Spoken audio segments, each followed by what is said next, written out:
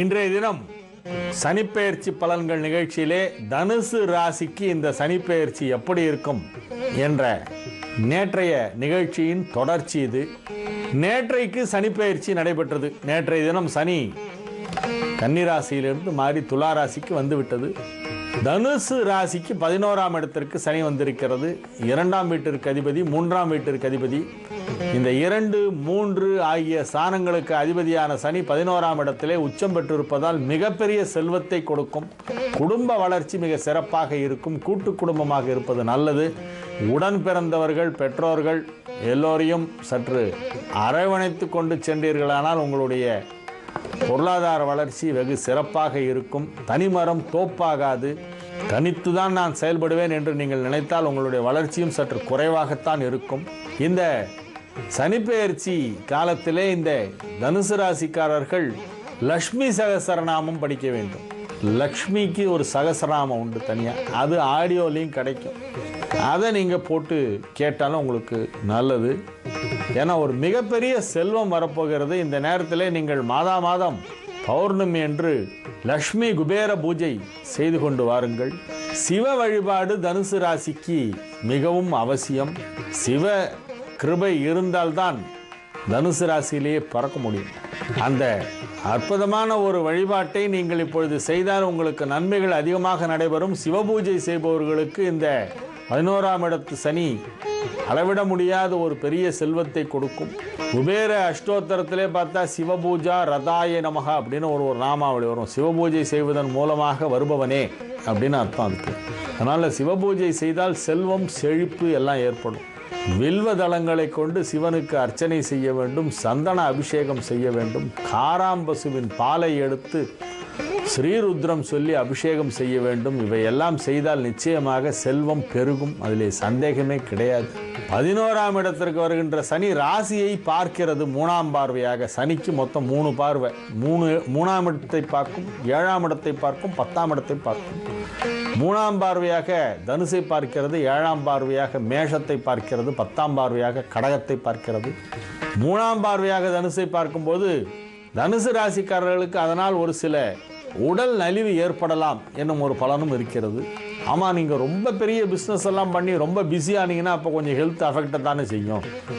காலையில் 10 மணிக்கு ஆஃபீஸ் போயிட்டு சாயந்தரம் வந்தால் ஹெல்த்தை பார்த்துக்கலாம்.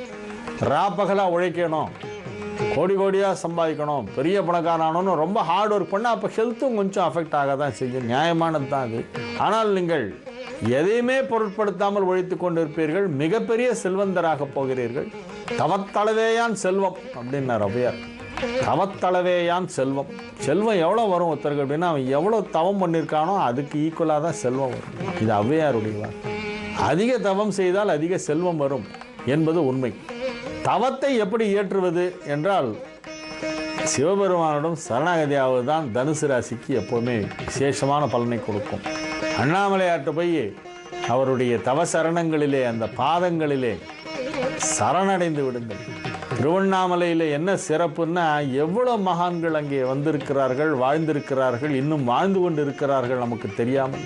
மகான்களை எல்லாம் ஈர்க்கின்ற ஒரு பூமி. அக்னிஸ்வரூபமாக ஆண்டவன் அங்கே தோன்றிய இடம். அடிமுடி காணாத அருணாச்சலேஸ்வரர், உமைக்கு இடப்பாகம் கொடுத்தவன். அந்யதா சரணம் நாஸ்தி துவமேவ சரணம் மமா தஸ்மாத் காருண்ய பாவேன ரக்ஷரக்ஷ மகேஸ்வரா என்று சொல்லி அந்த அண்ணாமலையாரின் திருவடிகளிலே சரணடைந்து விட்டால் தனுசு ராசிக்காரர்கள் மிக மிக மிக உயர்வான ஒரு நிலைக்கு இந்த 3 வருடத்திற்குள் சென்று விடலாம்.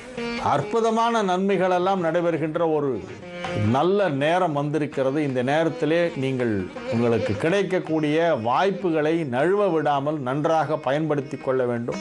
6இல் குரு, ஊரில் பகை. ஏன்னா மே 16ஆம் தேதி குரு பயிற்சியாகி 5லிருந்து 6ஆம் இடத்துக்கு போகுது. அதனால் நீங்கள் ரொம்ப பக்குவமாக நடந்துக்கணும். இப்போலேருந்தே சனி நல்ல நிலையில் இருக்க ஒழிய குரு 1 வருஷத்துக்கு 6ஆம் இடத்துல உட்காந்து எல்லாரையும் கட் பண்ணி விடும். யாரெல்லாம் உங்களுக்கு ரொம்ப வேண்டியவங்களோ அவங்களாம் உங்களை பார்த்தாக்கா மூஞ்சியை அப்படின்னு திருப்பிட்டு போவாங்க. அதையெல்லாம் வேறு ஃபேஸ் பண்ணி ஆகணும். அதனால் நீங்கள் இப்போலேருந்தே கிரிவலம் ஆரம்பிச்சிருங்க. கிரிவலம் பண்ணிங்கன்னா இந்த 11ஆம் இடத்து சனி உங்களுக்கு கோடியாக கொடுக்கும். அஷ்டலிங்கங்களையும் தரிசனம் செய்து விட்டு வாருங்கள்.